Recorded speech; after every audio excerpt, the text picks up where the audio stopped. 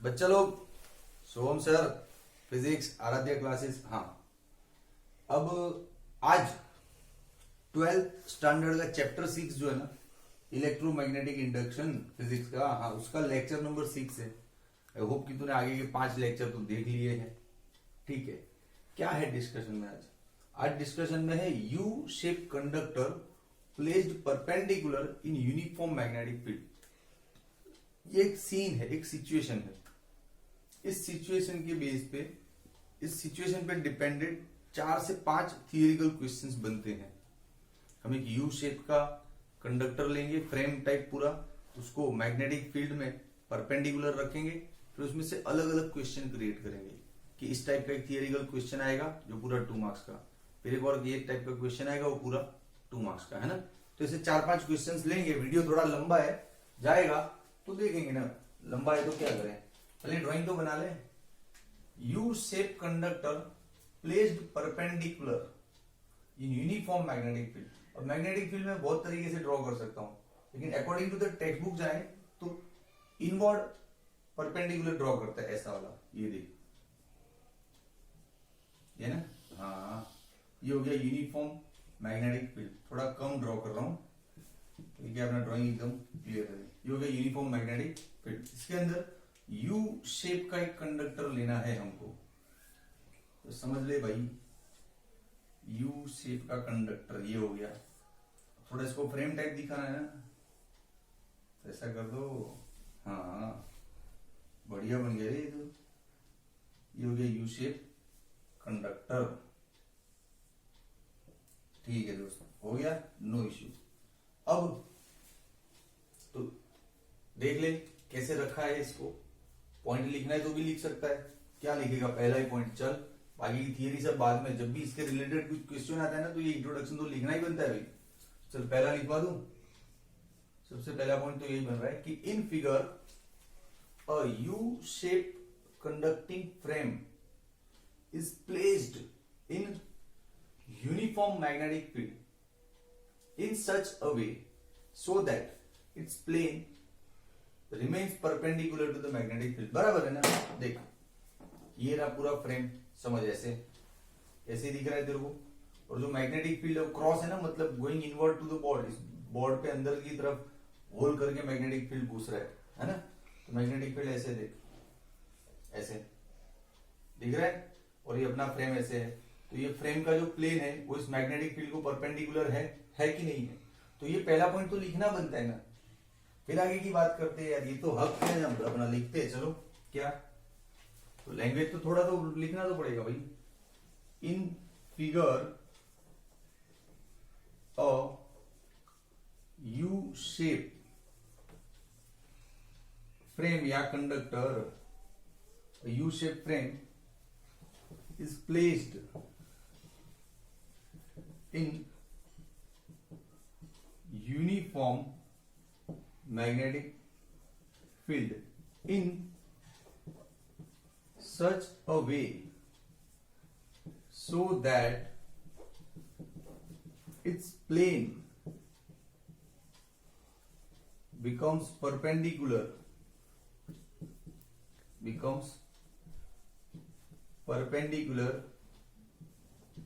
to the magnetic field। हाँ, ये पहला पॉइंट तो लिखना बनता है। बढ़िया सा पॉइंट है, मजा आता है स्टोरी में। हाँ, अब चल इसमें क्या क्या क्वेश्चन हो सकते हैं। तो इसमें क्वेश्चन ये हो सकता है कि ये जो दो आर्म्स दिख रही है, ये दोनों साइड्स दिख रही है तुझे फ्रेम की, इनके ऊपर ये दो जो आर्म दिख रही है ना तेरे को, उसके ऊपर एक अपन रॉड रख देते हैं फ्रिक्शनलेस। फिर रॉड को थोड़ा यूं मूव करवाते हैं, तो रॉड में ईएमएफ इंड्यूस होता है। कितना होता है उसका फॉर्मूला बनाओ। सिचुएशन समझ में आई ना? ऐसी अलग अलग सिचुएशन बनाएंगे, इंटरेस्टिंग क्वेश्चन है, मजा आएगा तुझे। तो देख, सबसे पहले तो यहाँ पे एक रॉड लगा दे, ये रे भैया, रॉड को नाम दे दे PQ, तो फिर इधर नाम रख देते हैं RS। और क्या है, अच्छा इस रॉड को इस डायरेक्शन में towards the left v velocity से मूव करवाएंगे, तो रॉड मूव होगा तो इसमें ईएमएफ इंड्यूस होगा। तो उसका फार्मूला बनेगा, है ना। तो इसका क्वेश्चन क्या बनेगा, तो चलो पहला question, the very first question क्या, डिराइव, इस टाइप का क्वेश्चन बन सकता है, derive expression for induced EMF in rod which is kept as shown in figure, या इस टाइप का कुछ क्वेश्चन बन सकता है। अपने को इंड्यूस्ड ईएमएफ या इसको मोशनल ईएमएफ भी बोलते हैं, इस नाम से भी क्वेश्चन आ सकता है, मोशनल ईएमएफ, इस नाम से भी क्वेश्चन आ सकता है। तो चलो अपना आप चालू करते हैं। क्या लिखेंगे भैया, पॉइंट, तो पॉइंट ऐसा लिखेंगे, चलो इसके बारे में लिख देते ना, अपन इस क्वेश्चन को क्लियर करते हैं, ठीक है। ये जो 2 मार्क्स का थियरिकल क्वेश्चन बन सकता है। चलो क्या लिखेंगे कि फिगर में एक सलिया है PQ, रॉड है PQ, उसको इन 2 आर्म्स पे इस तरह से रखा गया है कि वो फ्रिक्शनलेस मूव कर सके, है ना। तो लिखो पॉइंट, चलो, a rod PQ is placed or arranged on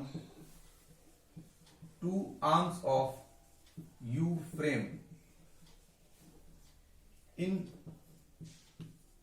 such a way so it can move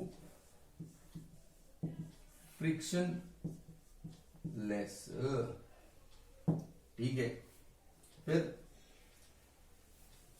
when a frame is pushed towards the left with velocity v, क्या होगा, पहले तो यहां पे एक रेक्टेंगुलर बन रहा है, कौन सा PQRS बन रहा है ना, फिर फ्रेम को मूव करते, चल, a rectangular is formed, rectangle is formed, PQRS। चल अब अपना स्टार्ट करते हैं कि when this rod is moved towards the left with velocity v, क्या होगा, ये रेक्टेंगल का एरिया चेंज होगा, अरे बिल्कुल होगा। ये जो इतना बड़ा रेक्टेंगल है ना, वो छोटा होता जाएगा, क्योंकि ये जो सलिया है PQ जो रॉड है, वो धीमे धीमे इधर सरकेगा, तो ये जो एरिया है कॉरेस्पॉन्डिंग वो कम होगा ना, चेंज होता जाएगा। तो अपन लिख सकते हैं ना कि if this rod is pushed और moved towards the left with velocity v, the area of rectangle keeps varying, हाँ very good, लिख दे, if this rod is moved towards left with speed v, अब बैठ के लिखना पड़ेगा, हैंडराइटिंग झंडा हो जाता है, झंडा नहीं लिखने नहीं भैया, टेक्नीशियन देखना, अब लिखते लिखते अपन तो नीचे पहुंच जाएंगे, तो जहां लिख रहा हूं वो पूरा पोर्शन शूट होना चाहिए। With speed v, area of PQRS varies continuously,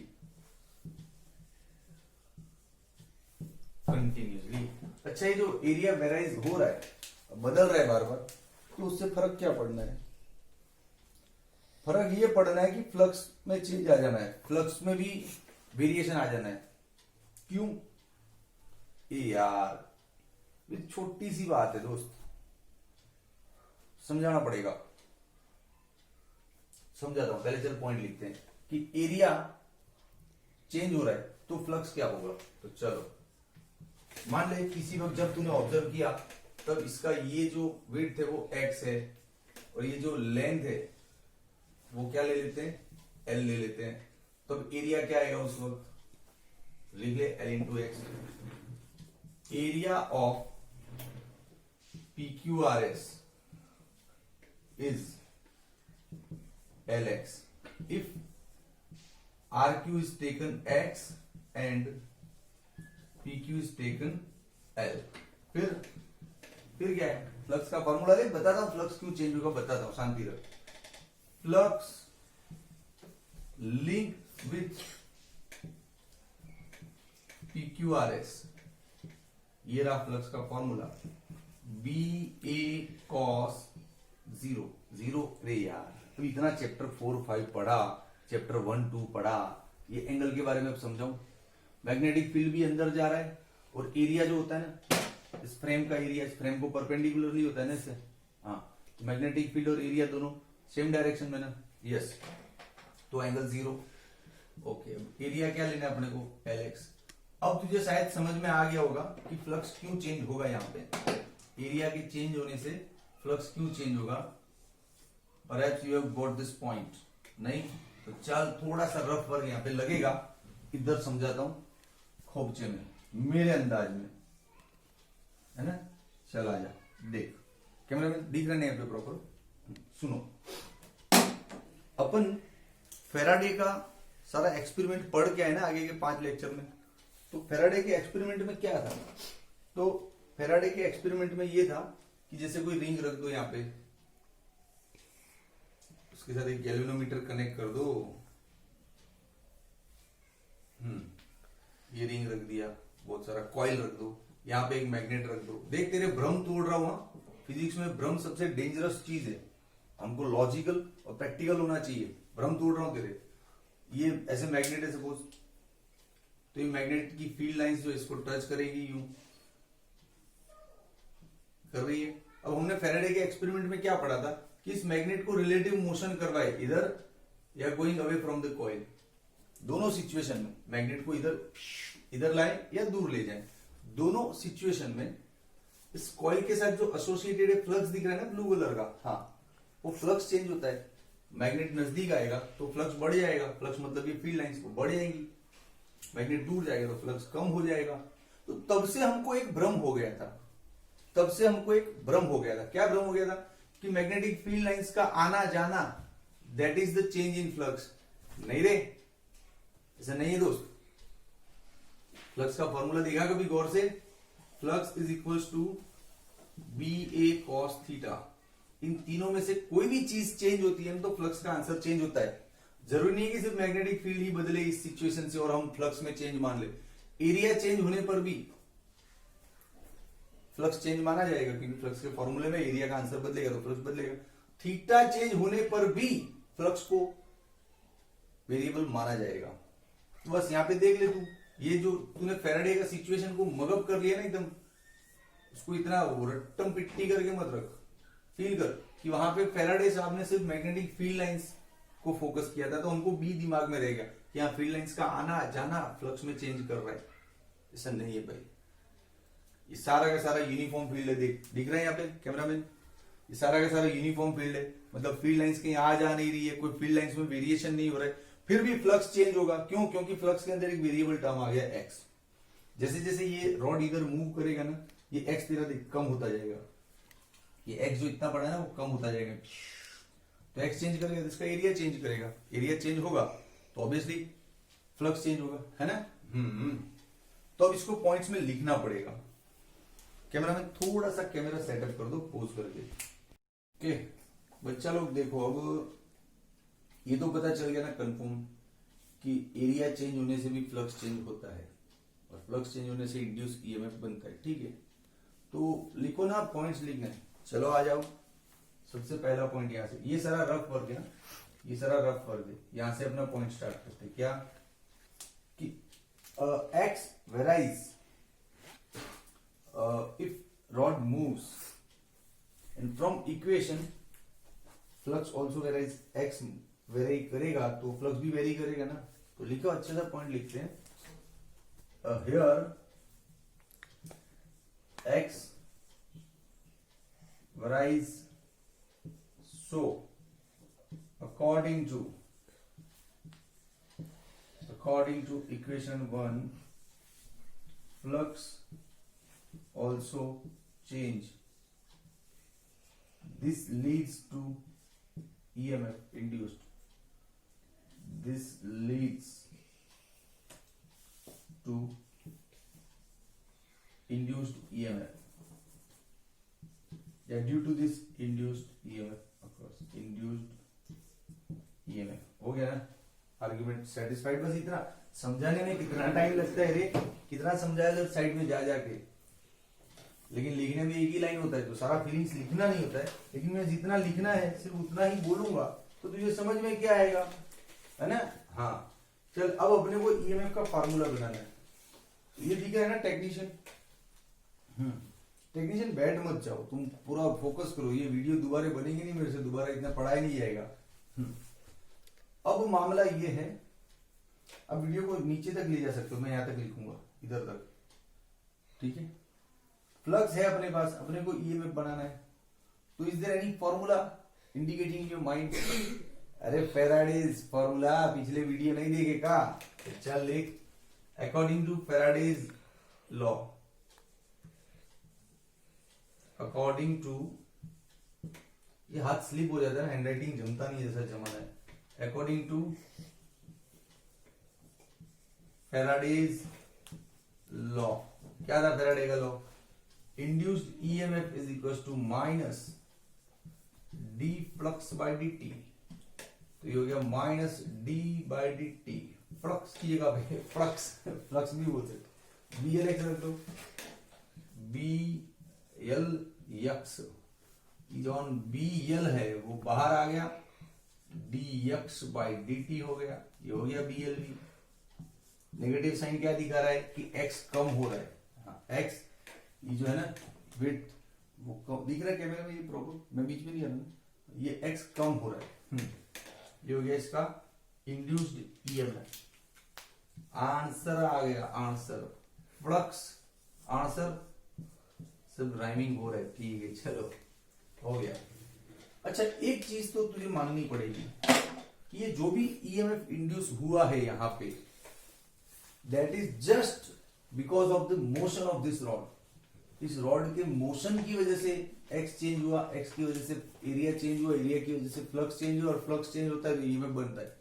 तो सारा का सारा जो मामला है इस रॉड के मोशन की वजह से है, तो फिर इस टाइप के ईएमएफ को मोशनल ईएमएफ कहते हैं। Yes that was in our question यार, ये देख, that was in our question कि मोशनल ईएमएफ। तो ये जो इमोशनल नहीं रे, इमोशनल तो मैं पढ़ाने के चक्कर में पूरा इमोशंस डाल के पढ़ाता हूं, ये तो मोशनल ईएमएफ है।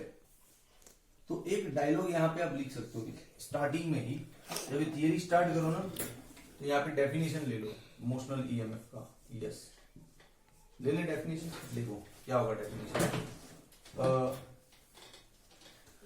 When due to any motion flux varies, due to any motion if flux varies, EMF induced, such EMF is called motional EMF। हाँ ऐसा बना सकते हैं ना डेफिनेशन। यस when, देख मैं अच्छा बनाता हूँ, याद आया कुछ, when flux varies due to any kind of motion, due to any kind of motion, induced EMF,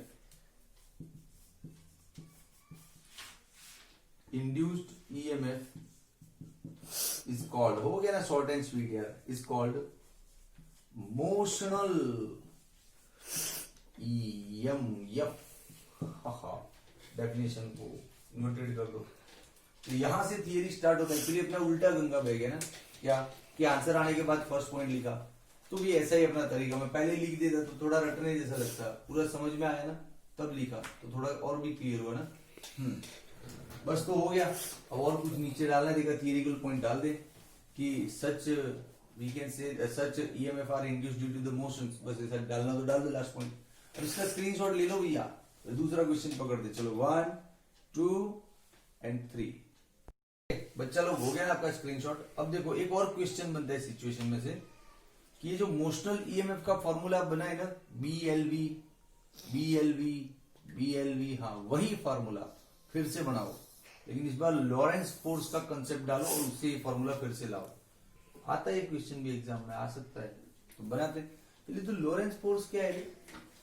तो लॉरेंस फोर्स को याद करना पड़ेगा, पीछे चैप्टर 4 में हम पढ़ चुके हैं। देख थोड़ा सा यहाँ पे फिर तेरे को रफ काम करवाता हूँ, रफ वर्क।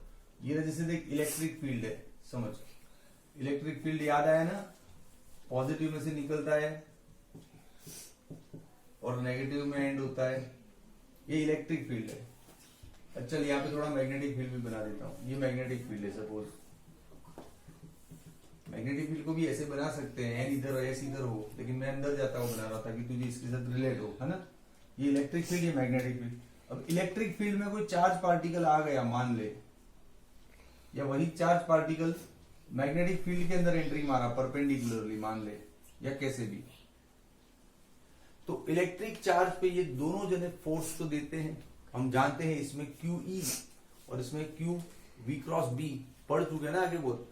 अभी तेरे रिमाइंडर के लिए मैं लिखवाता हूं कि जब इलेक्ट्रिक फील्ड में कोई चार्ज पार्टिकल घुसता है तो उस पर ये फोर्स लगता है, ये हमको पता है ना।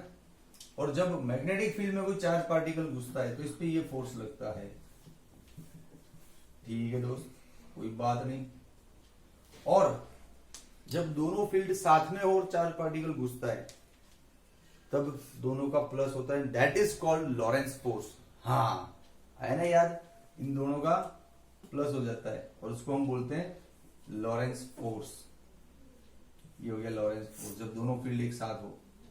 क्लियर? ओके, तो ये रफ फर्क था। अपनी थियरी स्टार्ट करते हैं। चलो यहां पे कहा भाई लॉरेंस फोर्स का मामला बन रहा है, तू गौर से देख। चार्ज पार्टिकल पे इलेक्ट्रिक फील्ड और मैग्नेटिक फील्ड दोनों जने फोर्स लगाता है, तो यहां मैग्नेटिक फील्ड तो है, इलेक्ट्रिक फील्ड नहीं है, तो ठीक है उसको जीरो ले लेंगे। ये जीरो होगा तो ये भी इतना पोर्शन भी लॉरेंस फोर्स ही कहलाएगा, डोंट वरी। लेकिन सर चार्ज पार्टिकल तो नहीं है रे, आराम से देख, गौर से देख। ये जो रॉड है ना सलिया, कंडक्टिंग है, तो ऑब्वियसली उसके अंदर फ्री इलेक्ट्रॉन्स घूमता रहेगा इधर उधर, तो फ्री इलेक्ट्रॉन्स आर देयर ना, तो चार्ज है इसके अंदर। समझ, पूरा चार्ज क्या ले लेते हो इसके अंदर, Q। तो चलो सबसे पहला तो पॉइंट ये लिखना है कि कितना चार्ज है, तो Q अमाउंट जितना है। तो सबसे पहला पॉइंट ये लिखो कि now consider Q amount of charge in rod PQ। Consider Q charge in rod PQ। ठीक है बच्चों, ठीक है। अब तो जब ये रॉड मूव करेगा तो ऑब्वियसली उसके साथ चार्ज भी मूव करेगा। रॉड देख मैग्नेटिक फील्ड को परपेंडिकुलर है। अरे फील्ड तेरा अंदर जा रहा है, अरे यार क्या करता है, फील्ड तेरा अंदर जा रहा है ऐसे, ये दिख रहा है ना क्रॉस, मतलब मैग्नेटिक फील्ड अंदर जा रहा है और वो रॉड ऐसे मूव कर रहा नहीं, तो हो गया ना परपेंडिकुलर। तो रॉड परपेंडिकुलरली मूव कर रहा है, तो ऑब्वियसली चार्ज भी रॉड के अंदर जो चार्ज भरे पड़े हैं वो भी तो मूव कर रहे हैं ना साथ में। तो अपने को तो रॉड के अंदर चार्ज है या डब्बे के अंदर या पेटी के अंदर, उससे क्या मतलब है, मैग्नेटिक फील्ड दिख रहा है, उसके अंदर चार्ज दिख रहा है, मोशन हो रहा है, तो ये तुरंत लगेगा कि नहीं फॉर्मूला। हाँ तो फिर तो लिख कि when PQ moves, Q also moves perpendicular to the magnetic field, perpendicular to the magnetic field। हाँ ओके, सो लॉरेंस फोर्स डायरेक्ट लिखना, इतना सब समझाना नहीं है पिछले चैप्टर का। हाँ सो जो तुझे समझाने कनेक्ट करने के लिए समझाया मैंने। So Lorentz force on Q, तो ये रहा Lorentz force is equal to QE plus QV cross B। बच्चा लोग डिस्टर्बेंस आ रहा है वीडियो में कुछ, डोंट डू दैट, यहाँ शूटिंग हो रहा है। अरे स्टूडेंट नहीं बैठे रहे, मेरे ही बच्चे बैठे, वो लोग साइड में अपना पढ़ रहे हैं। ठीक है, मैं बोलेगा लॉकडाउन में बच्चे स्टूडेंट्स कहां से आ गए। ठीक है चलो, ये लॉरेंस फोर्स ले लिया। बट सबसे पहला वही आर्ग्यूमेंट, क्या इलेक्ट्रिक फील्ड तो है नहीं साहब, तो कोई बात नहीं है, but electric field is zero, so Lorentz force will remain only in form of QV cross B। ये हो गया। अब यहाँ पे चार्ज कौन है, देख भाई, ऐसे तो चार्ज दो टाइप का होता है, positive negative.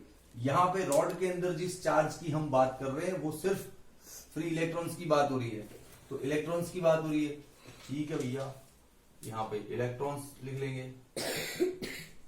So force is equal to E B B sine 90। अब साइन ले लिया तो फिर वेक्टर क्यों ले रहे, नहीं लेना है। अब वेक्टर लेना है तो इलेक्ट्रॉन को नेगेटिव लेना है, क्योंकि वेक्टर मामलों में साइन इंपॉर्टेंट रखता है। हाँ, तो नेगेटिव साइन नहीं लेना है क्योंकि मैंने मैग्नीट्यूड लिया है। साइन 91 हो गया, ये आ गया फोर्स का आंसर। अच्छा, फोर्स का और ईएमएफ का क्या कनेक्शन है, करते भैया शांति रख। पहले है ना, मुझे इस फोर्स की जड़ तक जाना है डिटेल में। क्यों? अपन ने बोल दिया कि motional EMF in Lawrence situation, Lawrence की सिचुएशन तो पूरी लिख ली अपन ने। अब मोशनल ईएमएफ बन क्यों रहा है, जैसे भी पिछले क्वेश्चन में था ना कि एरिया चेंज हो रहा था तो उसकी वजह से फ्लक्स चेंज हो रहा था, फ्लक्स चेंज होने की वजह से ईएमएफ इंड्यूस हो रहा था। इस बार क्या वजह है, ईएमएफ क्यों बन रहा है, वो तो बताना पड़ेगा, है ना। तो उसके लिए हमको फोर्स को भी थोड़ा और एनालिसिस करना पड़ेगा, देखना पड़ेगा फोर्स का मैग्नीट्यूड कितना है, डायरेक्शन कितना है, तो शायद वहां से कुछ समझ में आए आगे का रास्ता। अभी तो अपने पास फोर्स एंड फोर्स ही, और तो कुछ है नहीं। तो चलो देखो, अब हम फोर्स की मैग्नीट्यूड और डायरेक्शन पे बात करते हैं। आ जाओ,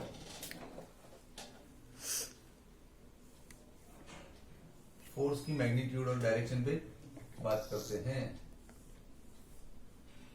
तो लिखो भैया, फोर्स ऑन इलेक्ट्रॉन, उसके रिगार्डिंग दो चीजों को एनालिसिस करते हैं, फिर आगे का पिक्चर समझ में आएगा। एक तो मैग्नीट्यूड और दूसरा डायरेक्शन। तो मैग्नीट्यूड तो ये पड़ा अपने पास ईवीवी, तो और नहीं तो क्या हो गया। तो डायरेक्शन की बात करते हैं, तो चल आ जा।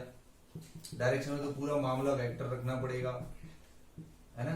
ठीक है दोस्त, चल। ये क्यू क्या है, माइनस ई। जब वेक्टर है तो साइन सारे लेने पड़ेंगे। बी कहाँ है और बी कहाँ है, देख भैया, बी तेरा है ना, ये दिख रहा है कैमरा मैन यहाँ पे। हाँ। बी देख नेगेटिव एक्स डायरेक्शन में है कि नहीं। इसको लिख ले v माइनस आई कैरेट। तुझे वेक्टर फॉर्म में आगे सॉल्व करना है तो सारा लिखना पड़ेगा ना। क्रॉस बी का है, बी अंदर जा रहा है, मतलब माइनस के कैरेट, तो माइनस बी के कैरेट। हाँ, ये हो गया मामला डायरेक्शन का। अच्छा, ये माइनस माइनस हो गया प्लस वी बी, और अपने पास आता है आई क्रॉस के। ठीक है दोस्त, बी बी आई क्रॉस के क्या होता है, माइनस जे। हाँ, ये माइनस माइनस हो गया प्लस ईवीबी जे के। कैमरा में ये दिख रहा है ना नीचे का पूरा, देख लो कैलकुलेशन। तो यहां से मुझे कुछ ना कुछ पल्ले पड़ रहा है, ईएमएफ पैदा होने के रीजंस समझ में आ रहे। कोई इक्वेशन 1 बोल दे, कोई इक्वेशन 2 बोल दे। इक्वेशन 2 क्या दिखा रहा है, पहले तो अपन लॉरेंस फोर्स को एनालिसिस किया ना, तो पता चला कि फोर्स का मैग्नीट्यूड इतना है। अब इस एनालिटिकल मेथड से ये पता चला कि फोर्स किस डायरेक्शन में है। फोर्स लग रहा है इलेक्ट्रॉन पे, और किस डायरेक्शन में लग रहा है, प्लस जे डायरेक्शन में। मतलब जितना भी इलेक्ट्रॉन है ना, वो सारा का सारा प्लस जे, मतलब ऊपर तरफ जाएगा फोर्स की वजह से, तो सारा इलेक्ट्रॉन ऊपर की तरफ दौड़ेगा। तो ऑब्वियसली फिर अपोजिट पोल क्या बन जाएगा, पॉजिटिव। हाँ यार, ईएमएफ तो बन रहा है। क्यों ईएमएफ, मतलब वोल्टेज रे। वोल्टेज कब बनता है, जब प्लस माइनस के बीच डिफरेंस आता है। तो आ तो रहा है इधर ये प्लस और ये माइनस, तो बन गया ना बैटरी। ये पूरा battery type structure. Yes, this is the reason कि इलेक्ट्रॉन और पॉजिटिव सेपरेट हो जाते हैं, तो both are different poles, so they create voltage, they create EMF, potential difference. Yes, EMF मतलब इलेक्ट्रोमोटिव फोर्स होता है। वो तो चैप्टर 3 में पढ़ा है ना पूरा, बैटरी के अंदर का केमिकल फोर्स, वो सब मैं उस पर बात नहीं करना चाहता हूँ। तो यही समझ टेम्परली यहाँ पे कि जो तेरा ईएमएफ है वही वोल्टेज है, वही पोटेंशियल डिफरेंस है। टेम्परली ऐसे समझ ले, टर्मिनल वोल्टेज और ईएमएफ को अलग अलग सेपरेट करके बात नहीं करना चाहता हूँ।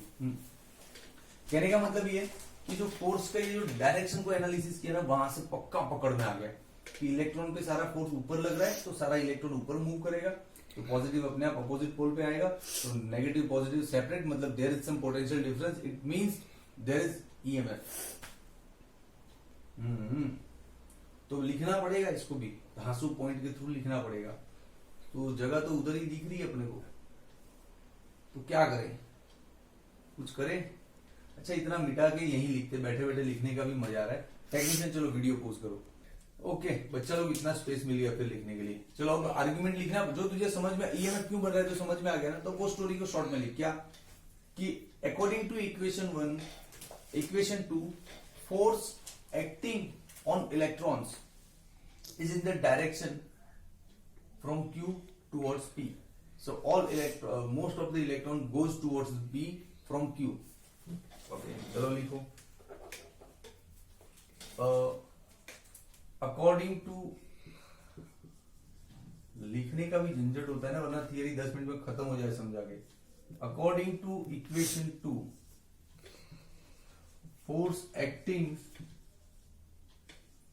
on electron is from Q towards P. So electron moves towards, जिधर फोर्स लगेगा उधर ही जाएंगे ना, हाँ, towards P. Okay, thus P becomes negative and Q becomes positive. जहां लाइन जा रही थी वहीं ले गया, ठीक है। So EMF induced because of potential difference. सिर्फ इतना लिख दिए, ज्यादा समझाना नहीं है, उनको पता ही तुझे सब आता ही है। हाँ, पेपर चेकर को पता ही तुझे सब आता है, बहुत शॉर्ट में लिखना होता है क्योंकि जो आगे पढ़ चुके हैं उसको बार बार रगड़ रगड़ के लिखने का क्या मतलब है। EMF इंड्यूस तो हो गया, वजह तो मिल गई। देख अपना पढ़ाने का फंडा बहुत सीधा और सिंपल है। पहले क्वेश्चन में भी मोशनल ईएमएफ पूछा था तो मैं बताया था कि वो रॉड इधर सरकेगा तो ये एक्स चेंज होगा, तो उसकी वजह से फ्लक्स चेंज होगा, और फ्लक्स चेंज होना is the reason for induced EMF. पूरा रीजन बताया, फिर फॉर्मूला लाके दिया ना, इस बार भी वही किया। लॉरेंस फोर्स से ये फॉर्मूला फिर से लाओ, तो लॉरेंस फोर्स पूरा समझाया, उसको एनालिसिस किया, तब पता चला ईएमएफ इंड्यूस क्यों हो रहा है। देख भाई, लॉरेंस फोर्स लगा तो ईएमएफ इंड्यूस हुए, सब जगह लिखा है, क्यों हुआ उस पर भी तो बात करना पड़ेगा ना। तो ईएमएफ इंड्यूस क्यों, वो तो आ गया। अब कितना हुआ, बीएलवी फॉर्मूला लाना है, तो वो सीधी सी बात है। यहाँ पे फोर्स लग रहा है, फोर्स की वजह से वर्क होगा। अच्छा हाँ, वर्क होगा ना, तो work per unit charge is EMF. Very good, very good. चल लिख, वर्क ड्यू टू फोर्स, इस फोर्स की वजह से वर्क कितना हो रहा है, तो एफ डी कॉस थीटा, यही होता है जनरली। एफ मीन्स फोर्स कितना इधर, फोर्स है ना, E V V, distance displacement यहां से यहां तक का एल समझ ले, क्योंकि इधर ही सारा फोर्स लगा है, तो समझ लेते हैं अपन मैक्सिमम डिस्प्लेसमेंट एल है। और देख भाई, फोर्स भी ऊपर की तरफ लग रहा है जे डायरेक्शन में, है ना, और डिस्प्लेसमेंट भी ऊपर की तरफ ही हो रहा है, मतलब कॉस हो जाएगा अपना 0, तो ये 1, तो this is your work EVBL। Answer जैसा कुछ दिख तो रहा है, अरे घबरा नहीं, इसको भी रेडी कर, ये भी काम की चीज है। अब लास्ट, कैमरा में यहाँ पे दिखना चाहिए, यहाँ पे दिखना चाहिए ये जगह। चलो लास्ट, कि here now induced EMF is work per unit charge, और चार्ज कौन है अपना, इलेक्ट्रॉन। वर्क हो गया EVBL अपॉन ई, कैंसल आउट। चलो VBL आ गया ना आंसर।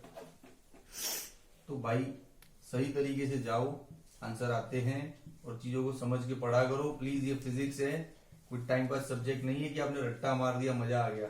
रट्टा सिर्फ एग्जाम तक याद रहेगा, जैसे ही बाहर निकलेगा सारा व्हाइट वॉश हो जाएगा, क्लीन एकदम। लेकिन सोम बाबा का फिजिक्स पढ़ेगा ना तो तुझे कॉलेज तक याद रहेगा, और वहां पे सब काम आएगा। ठीक है, चलो इसका स्क्रीनशॉट ले लो आप लोग, मैं स्क्रीन एडजस्ट करके देख लेता हूँ आपकी शॉट आ रहा है कि नहीं बराबर। आ तो रहा है भैया, चलो ठीक है बच्चा लोग। अब एक और क्वेश्चन बन रहा है यहाँ पे, थोड़ा इसको उल्टा करके देखो सीन को। आपको क्या दिख रहा है कि मैग्नेटिक फील्ड स्टेशनरी है, मतलब एकदम स्टेडी यूनिफॉर्म, नहीं बदलने वाला, जो चेंज नहीं हो रहा है बार बार। लेकिन जो रॉड है वो मूविंग है। सीन को उल्टा करो, रॉड को स्टेशनरी रखो और मैग्नेटिक फील्ड को बदलते रहो। ऐसा मैग्नेटिक फील्ड लो जो टाइम वेराइंग हो, टाइम के साथ बदलता हो, ऐसा मैग्नेटिक फील्ड लेके आओ, और उसमें रॉड को है ना स्टेशनरी रखो। फिर देखो इंड्यूस ईएमएफ तो होता है, ईएमएफ इंड्यूस होता है, लेकिन उसका कंक्लूजन आप क्या निकाल सकते हो, वहां से क्या सीख सकते हो इस फिनोमिनन से। तो चलो ये सेंटेंस कहां से आया था बता, फेराडे बाबा ने क्या बोला था कि रॉड स्टेशनरी है और मैग्नेटिक फील्ड टाइम वेराइंग है, टाइम के साथ बदल रहा है, तो ईएमएफ इंड्यूस होना है, पक्की बात है ना। तो ये अपने मतलब नंबर ऑफ एक्सपेरिमेंट्स, बहुत सारे एक्सपेरिमेंट्स किए थे तब जाके उन्होंने ये सेंटेंस दिया था। Faraday gives statement from his various experiment,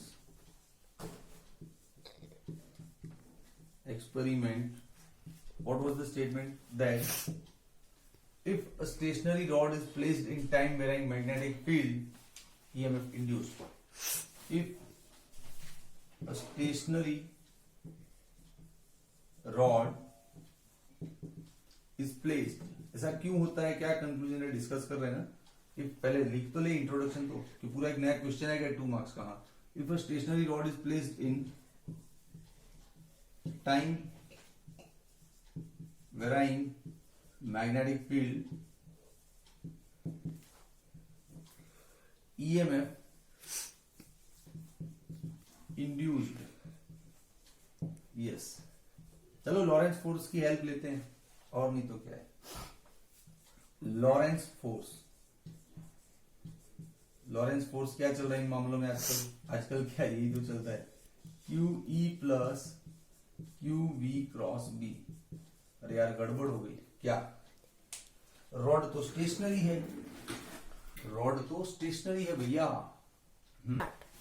rod stationery है तो V क्या ले लेंगे अपन, 0। हाँ तो कोई दिक्कत नहीं, रॉड स्टेशनरी है तो V 0 ले लेंगे। तो लिख बट V 0, रेड से इसलिए लिख रहा हूं ताकि तुझे इंडिकेट हो properly. So force will be QE plus 0, ये फोर्स आ जाएगा। अब एक और दिमाग में कंफ्यूजन है क्या, कि सर अभी तो आपने इलेक्ट्रिक फील्ड 0 लिया था। ए भाई that was a different question, अपने को ये कंफ्यूजन हो सकता है कि हाँ सर मान लो चलो रॉड स्टेशनरी है तो स्पीड आप 0 ले रहे हो, वेरी गुड, लेकिन इलेक्ट्रिक फील्ड भी तो अभी 0 था, तो अचानक कहां गए। ए भाई तू है ना यार, चीजों को सीधे सीधे देखा कर, बहुत लेट नाइट शूट हो रहा है, नींद आ जाएगी मेरे को, कुछ कंफ्यूजिंग नहीं है। इससे पहले वाला जो क्वेश्चन क्लियर किया था उसमें रॉड मूविंग था और बाहर से अपन ने इलेक्ट्रिक फील्ड नहीं दिया था, तो जो बाहर वाला इलेक्ट्रिक फील्ड होना चाहिए था वो 0 था। इस बार भी बाहर से इलेक्ट्रिक फील्ड नहीं दिया है, तो ये कहां से आया, सुन, रॉड स्टेशनरी है लेकिन जो मैग्नेटिक फील्ड है वो टाइम वेराइंग है, इसका मतलब ईएमएफ तो इंड्यूस होना ही होना है। ईएमएफ इंड्यूस होना है उसका मतलब कोई ना कोई फोर्स तो वहां होना ही चाहिए जो नेगेटिव पॉजिटिव को सेपरेट करे। तो कौन सा फोर्स, तो इसको भी 0 ले लेगा तो फोर्स ही नहीं बचेगा, तो ईएमएफ इंड्यूस ही नहीं होगा। तो क्या फेराडे गलत थे, नहीं देना फेराडे गलत, मतलब ईएमएफ इंड्यूस होना है इस घटना में, ईएमएफ इंड्यूस होना है मतलब कोई ना कोई फोर्स तो यहाँ पे होना है, और ये वाला फोर्स तो हो नहीं सकता क्योंकि स्पीड 0 है। तो हमारा सारा कंसंट्रेशन इस पे आना चाहिए। तो अच्छा हम यहाँ पे ये मान सकते हैं कि फोर्स होना जरूरी है तभी ये सेपरेशन होगा, तो फोर्स होना जरूरी है तो इलेक्ट्रिक फील्ड की वजह से होगा, लेकिन इलेक्ट्रिक फील्ड अपन ने तो सप्लाई नहीं किया। तो दोस्त अपन ने नहीं किया सप्लाई, लेकिन ये जो वेराइंग मैग्नेटिक फील्ड है ना वो अपनी ओर से इलेक्ट्रिक फील्ड प्रोड्यूस करता है।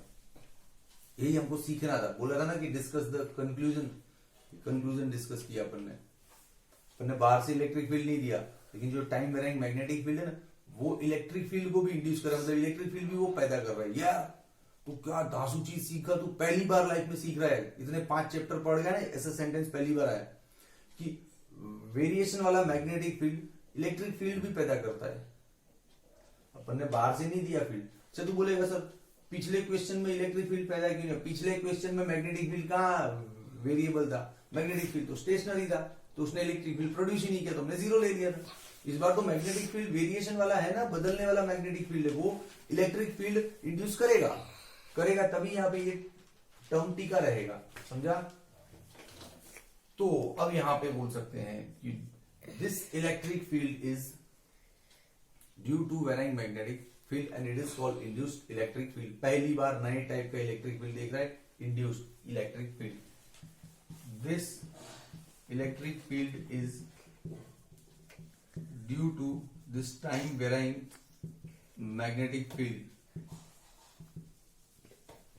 एंड इट इज कॉल्ड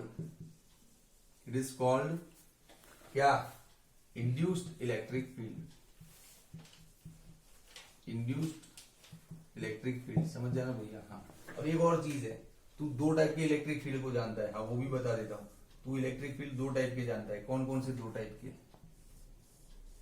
भैया? देख, एक तो स्टेशनरी चार्ज, ये तो तू पहले से पढ़ा हो, जैसे पॉजिटिव चार्ज है तो इसका इलेक्ट्रिक फील्ड निकलेगा रेडियली आउटवर्ड, नेगेटिव हुआ तो रेडियली इनवर्ड। ये स्टेशनरी चार्ज का इलेक्ट्रिक फील्ड है। ये वाला फील्ड यहाँ पे काम में नहीं आ रहा है। ये वाला जो फील्ड है ना यहाँ पे, वो तो मैग्नेटिक फील्ड बना रहा है। हाँ, induced magnetic field, induced electric field. हाँ, या फिर टेक्नीशियन ये कवर हो रहा है ना जो लिख रहा हूं। और इन दोनों का प्रॉपर्टीज डिफरेंट होता है। इन दोनों के पैदा होने की वजह अलग होती है, समझा? तू जिस इलेक्ट्रिक फील्ड को जानता है वो तो यहाँ पे है ही नहीं, ठीक है? और जो यहाँ पे आ चुका है वो मैग्नेटिक फील्ड ने प्रोड्यूस किया है, इंड्यूस किया है उसको। तो मैं तो मजा आ गया यार, पहली बार कुछ डिफरेंट देखा। तो मुझे भी नहीं पता था पिछले 5 चैप्टर में, आज अचानक से मुझे पता चला। तेरे साथ मैं भी तो सीख रहा हूँ फिजिक्स रोज, एवरीडे। पूरे लाइफ लॉन्ग फिजिक्स सीखना होता है, कभी अंत ही नहीं होता उसका। कोई भी टीचर या कोई भी चैंपियन यूं बोल दे कि मैं फिजिक्स का चैंपियन हूं, मैंने फिजिक्स सारा देख लिया है, मां मुंह बना रहे। फिजिक्स का कोई एंड है क्या? कितना सीखता है रोज तू? रोज कितना थियरी पढ़ता है, कितना सम्स करता है, फिर भी हर बार कुछ नया आके रुकता है तेरे सामने। मतलब physics learning is a continuous process. किसी भी फील्ड को लर्निंग मतलब पूरा अपने जिंदा रहने तक लर्न करते जाओ, कम नहीं पड़ता है। हाँ, तो क्वेश्चन 3 इतना तो लिख सकता है। और एक दो ऑब्जर्वेशन मेरी ओर से लिख डाल, यहाँ पे देख, 2 ऑब्जर्वेशन मेरी ओर से भी लिख डाल। क्या? कि मूविंग चार्ज होता है ना, वो मैग्नेट पे फोर्स भी क्रिएट कर सकता है, टॉर्क भी क्रिएट कर सकता है। If your charge is moving, क्यों बताता हूं, अभी बताता हूं। If charge is moving, it produce force और टॉर्क। ये पॉइंट भी लास्ट में डाल देना। क्यों? तो समझ जा, चार्ज मूव हो रहा है मतलब करंट प्रोड्यूस हो रहा है। किसी भी चार्ज का मूव होना मतलब करंट बनना है, करंट बन रहा है तो अकॉर्डिंग टू द ऑस्टर्ड्स लॉ उसके सराउंडिंग मैग्नेटिक फील्ड तो अपने आप बन जाएगा। अब इसकी मूविंग की वजह से करंट बनेगा तो मैग्नेटिक फील्ड बनेगा, वो मैग्नेटिक फील्ड इसको टच करेगा तो मैग्नेटिक फील्ड तो मैग्नेट पे फोर्स भी बना सकता है, टॉर्क भी बना सकता है। सिंपल। हाँ, इसका रिवर्स इज ऑल्सो ट्रू। क्या? कि कोई मूविंग मैग्नेट है, if magnet is moving magnet है तो वो इस चार्ज पे फोर्स प्रोड्यूस कर सकता है। उसका रीजन ये रहा कि मैग्नेट मूविंग है तो जो मैग्नेट का मैग्नेटिक फील्ड है वो जैसे जैसे आगे बढ़ेगा इसको वेरी करेगा, मैग्नेटिक फील्ड बदलता रहेगा इसके लिए। तो ये आया और बदलने वाला मैग्नेटिक फील्ड तो इलेक्ट्रिक फील्ड इंड्यूस करेगा, और वो इलेक्ट्रिक फील्ड तो इस पे फोर्स लगाना ही लगाना है, और इस पे वो क्यू वी क्रॉस बी वाला फोर्स भी तो है। हाँ, तो ये दोनों फिनोमिनन, दोनों ऑब्जर्वेशन यहाँ पे लिखने चाहिए हमको। अब जाके क्वेश्चन 3 अपना सेटिस्फाइड होता है। रुक, मैं तेरे लिए स्क्रीनशॉट सेट करता हूँ प्रॉपर भैया, थोड़ा और। हाँ, अब हो गया। चल 1 2 एंड ओके भैया, हो गया तेरा स्क्रीनशॉट। चल नेक्स्ट क्वेश्चन 4। इसी में क्या, इस सिचुएशन में ये वाला जो you shape conductor, uniform magnetic field, perpendicular rod moving, ये वाला सीन, क्वेश्चन तो इसी नाम से स्टार्ट होगा तेरा, लेकिन आगे एडिशनल ये होगा कि प्रूव दैट, पढ़ रहा है ना question, mechanical power which needed to move the rod is converted into electrical power। Rod को मूव करने के लिए जो मैकेनिकल पावर चाहिए ना, वो इलेक्ट्रिकल पावर में कन्वर्ट हो जाता है। पहले जो रॉड को मूव करने के लिए पावर क्यों चाहिए? क्या ऐसा नहीं हो सकता कि रॉड को एक बार मूव करा के छोड़ दिया? क्योंकि अपन ने स्टार्टिंग में बोला था फ्रिक्शन लेस है ये, स्टार्टिंग में अपनी बात हुई थी फ्रिक्शन लेस रॉड है ना, तो एक बार हल्का सा मूव करके छोड़ दो ना, फ्रिक्शन तो है नहीं तो अपने आप जाएगा। तो फिर पावर क्यों चाहिए? क्वेश्चन में बोला है मतलब कुछ तो वजह होगी। देख भाई, फिजिक्स ऐसे ही पढ़ते हैं बैठ के आराम से तसल्ली से। मुझे जितना मजा आया ना उतना ही तुझे पढ़ने में आएगा। तो मैं इसे पढ़ाने के लिए पढ़ा के चला जाऊं तो तुझे मजा नहीं आएगा। तो मुझे लेके पढ़ाने दे, अपने हिसाब से, अपने आप से सेल्फ टॉक क्वेश्चनिंग करने दे। हाँ यार, बात तो सही है सर की। थैंक यू बच्चा लोग। My love to all my students. ये रॉड तो फ्रिक्शनलेस था, उसको थोड़ा सा सरका के छोड़ दिया था तो अपने आप नहीं जाता। ये मैकेनिकल पावर क्यों देना पड़ रहा है उसको, और धक्का क्यों मारना पड़ रहा है बार बार? हो सकता है इस रॉड को रोकने वाला अपोजिट डायरेक्शन का कोई फोर्स बन रहा हो और जो हमको समझ में नहीं आ रहा हो, ये भी तो हो सकता है। हाँ यार, फोर्स तो बन सकता है। बताओ कौन सा फोर्स बनेगा? देख, तुझे पढ़ाया था चैप्टर 4-5 में, ये रफ वर्क इधर थोड़ा सा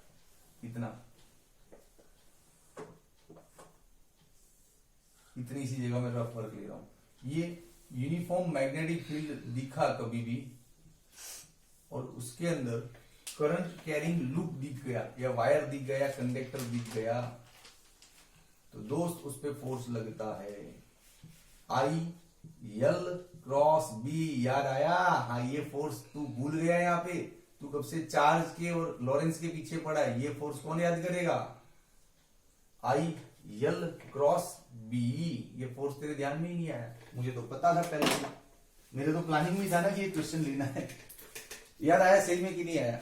अपन ने, पता है, चैप्टर 4-5 में जब भी ये चला था तब अपन ने ओथ लिया था, यस सभी मेरे भारतवासी भाई बहन है, भारत मारो देश छे, जब भी मुझे यूनिफॉर्म मैग्नेटिक फील्ड में करंट कैरिंग वायर दिखेगा मैं उस पर ये फोर्स लूंगा लूंगा और लूंगा।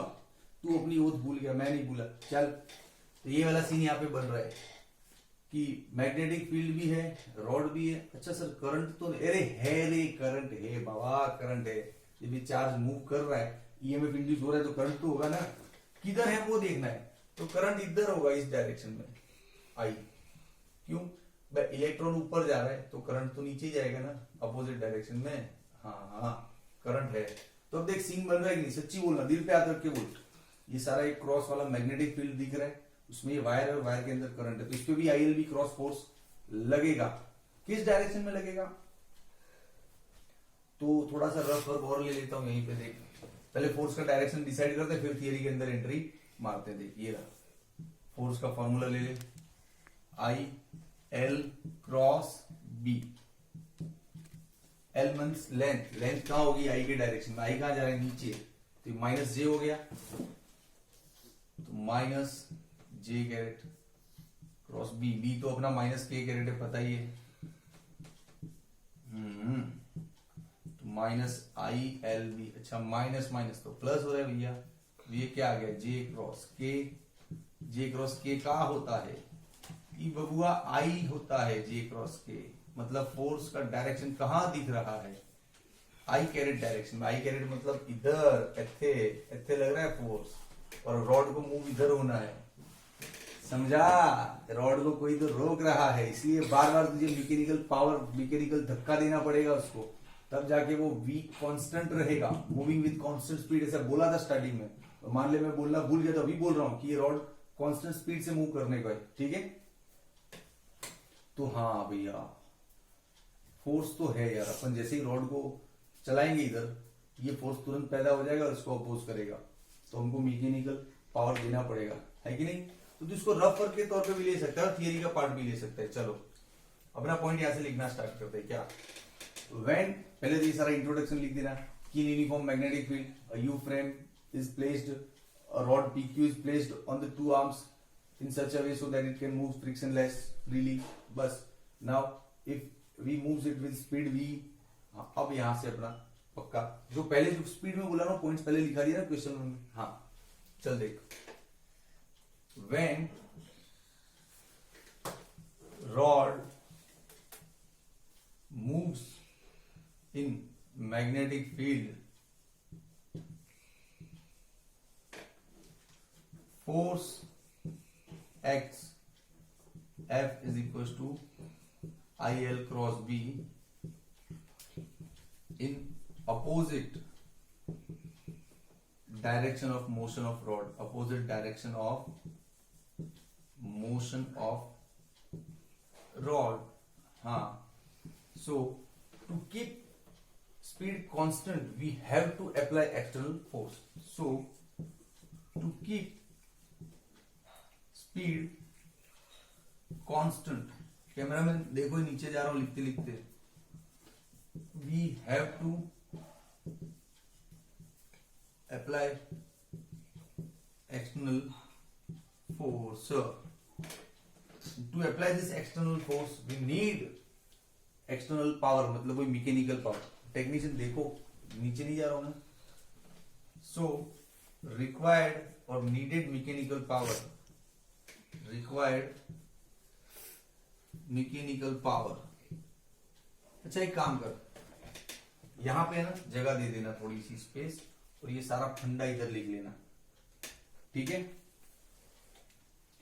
या तो इधर लिख लेना, चलेगा. इसको रफ वर्क में मतलब थियरी में इन्वॉल्व कर ले, तो क्या अपने को फोर्स का मैग्नीट्यूड मिल जाएगा. Mechanical power, power is equal to F V and F is equal to I L B. Okay, ये पावर आ गया I L B. Not to worry दोस्त. अब एक और दिक्कत है, क्या ये करंट क्या है. तो करंट के बारे में स्टार्टिंग में यही लिखना था, मैं तुझे समझाने के चक्कर में भूल गया. चल, induced current in rod is E by R. और ई क्या होना है, मोशनल ईएमएफ क्या लेते हैं, बीवीएल.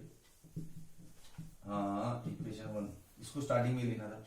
अच्छा एक मिनट दोस्त, ये आर क्या है, रेजिस्टेंस ऑफ कौन से वायर का, पी क्यू का आर है. तो सर बाकी के 3 वायर का क्या हुआ, कौन से, अरे ये वाले P S S R R, उनका रेजिस्टेंस नेग्लिजिबल है. लिख दे रेजिस्टेंस ऑफ, तो कम जगह में पढ़ाना ना, resistance of P S S R and R Q is negligible. अब रेजिस्टेंस के पीछे कौन भागेगा, नेग्लिजिबल लिख देना भैया, ठीक है. ये थियरी का एक क्वेश्चन है. अब तो फिर आई को यहां पे लाके डाल दो, दिख रहे हैं यहाँ पे टेक्नीशियन, आई को यहां पे लाके डाल दो. आई की वैल्यू क्या लेनी है, BVL upon R, BVL upon R. ये क्या है, एल बीवी. तो फाइनली पावर हो जाएगा अपना B square L square upon R. हो गया भैया मैकेनिकल पावर, इक्वेशन 2. अब इलेक्ट्रिकल पावर क्या होगा, जो इलेक्ट्रिकल पावर होगा ना वो in form of heat waste हो जाएगा, है ना. तो उसको भी यहीं पे डाल देते हैं छोटा सा. चलो भैया, इलेक्ट्रिकल पावर, उसके बारे में तो क्वेश्चन है ना, मैकेनिकल पावर तो अपन ने डिराइव कर लिया ये रहा. अब रह गया इलेक्ट्रिकल पावर. तो electrical power I square R in form of heat. हाँ, फिर आई रख दे यहां से उठा के. अच्छा स्क्वायर है तो इसको भी स्क्वायर देना पड़ेगा, R R cancel. So it is also B square L square upon R. ले, ये आ गया इलेक्ट्रिकल, ये आ गया मैकेनिकल पावर, ये आ गया इलेक्ट्रिकल पावर. हैंडराइटिंग थोड़ा बिगड़ गया, लेकिन बस अब भैया और धीरज नहीं होता, बहुत लंबा हो जाएगा वीडियो. हो गया प्रूफ. 2 मार्क्स का मस्त क्वेश्चन बन रहा है, सारा इसी से रिलेटेड पढ़ा रहा हूं तेरे को. तो लास्ट में एक डायलॉग ठोक देना, क्या कि hands proved dash dash dash dash. ये हैंड्स प्रूव्ड मेरा फेवरेट टर्म है. हर थियरी में घुस जाता था 8, 9, 10th में, कभी भी हैंड्स प्रूव्ड. तो इस बार भी हैंड्स प्रूव्ड लिख दे, ठीक है. चलो बढ़िया सा स्क्रीनशॉट सेट करता हूं तेरे लिए. तो छोटा सा क्वेश्चन है, फिर खत्म करते वीडियो, है ना. चल दोस्त रुक थोड़ा सा, भी टेक्नीशियन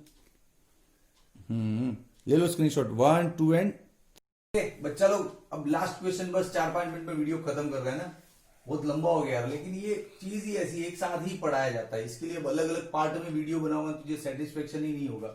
क्योंकि पहला वीडियो डाल दूंगा तो ये बहुत सारे क्वेश्चंस तो रह जाएंगे दिमाग में कि ये किसका क्या हुआ, इसका क्या हुआ. तो उसके लिए दूसरा वीडियो सर्च करेगा तो और घूमता रह जाएगा.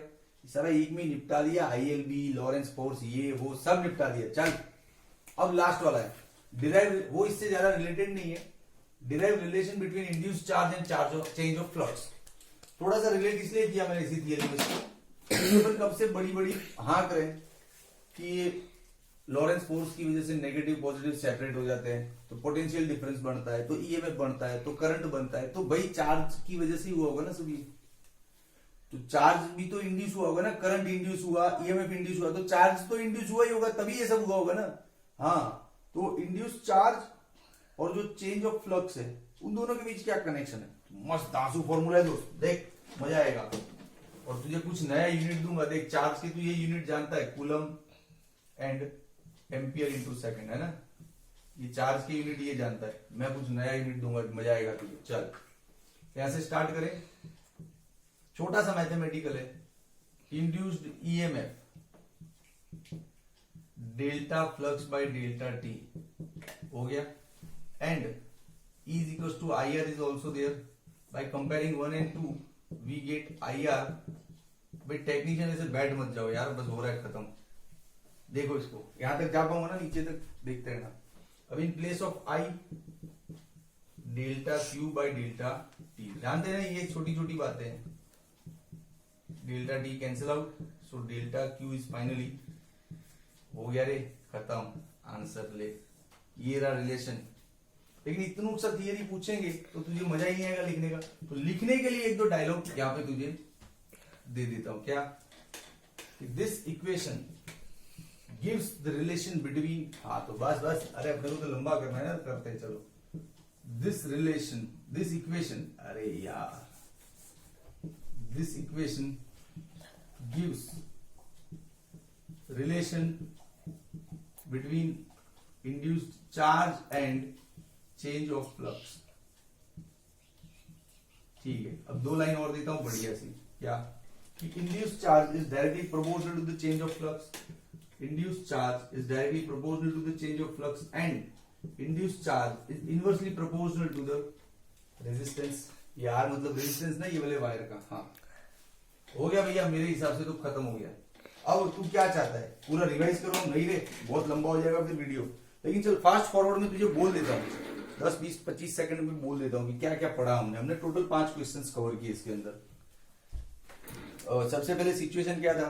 एक यू शेप का फ्रेम है कंडक्टिंग, जिसको ला के मैग्नेटिक फील्ड में परपेंडिकुलर रखना था, रख दिया। फिर इसकी दो आर्म पे एक सलिया रखना था, रख दिया। फिर हमको बताना था कि सलिए को मूव करवाएंगे तो ईएमएफ प्रोड्यूस होगा, कितना होगा। तो ईएमएफ प्रोड्यूस क्यों होगा और कितना होगा दोनों बताया। प्रोड्यूस क्यों होगा उसके लिए हमने सोचा कि इसको मूव करवाएंगे तो ये जो रेक्टेंगुलर एरिया है वो कम होता जाएगा, कम होता जाएगा। तो change in area leads to the change in flux and change in flux leads to the induced EMF. ये वजह पता चल गई। तो इसका फॉर्मूला कैसे बनाया? फ्लक्स का डिफरेंशिएट करके E is equal to d flux by D t. हाँ पूरा विजुअलाइज हो रहा है ना? हाँ वहां से मिल गया, आंसर आ गया। फिर दूसरा था कि ये जो BLV फॉर्मूला बनाए है इसको फिर से बनाओ लॉरेंस की हेल्प से। तो लॉरेंस फोर्स का आइडिया लिया, QE plus QV cross B, लेकिन E was not there, so E was 0. So we focused on V cross B. फिर V क्रॉस B का डायरेक्शन और मैग्नीट्यूड दोनों यहाँ पे एनालिसिस करवाया था। तो डायरेक्शन से पता चला कि ये जो इलेक्ट्रॉन पे लगने वाला फोर्स है लॉरेंस, वो सारा का सारा J डायरेक्शन में ऊपर तरफ है, तो सारे इलेक्ट्रॉन ऊपर चले गए, पॉजिटिव नीचे आ गए, ईएमएफ इंड्यूस हो गया। फिर खत्म। फिर उसमें वर्क का फॉर्मूला लिया था, वर्क डिवाइड बाय चार्ज से ईएमएफ लिया था। यस। फिर तीसरे क्वेश्चन में तो अभी पढ़ाया था यार, जान दे। चौथा और अभी पढ़ा था, पांचवा तो तेरे सामने पढ़ा है। चल बहुत हो गया रिवीजन, है ना? अच्छा लगा, मजा आया तो दोस्त कमेंट में लिख, और कमेंट में अपना ओपिनियन लिख कि सर इतने लंबे वीडियो मत बनाया करो, छोटे बनाया करो, या लिख कि सर मजा आता है ऐसे लंबे वीडियो। जो भी तेरा चॉइस है, तेरा ओपिनियन मेरे लिए मैटर करता है। तो फिर ये जो भी तेरा कमेंट आएगा ना, वो अगले 2-5 वीडियो में उसका इफेक्ट दिखेगा तुझे कि सर ने ये चेंजेस किए। ठीक है दोस्त? और शेयर कर, सब्सक्राइब कर, लाइक कर, बहुत मेहनत किया इसके पीछे। चल बाय।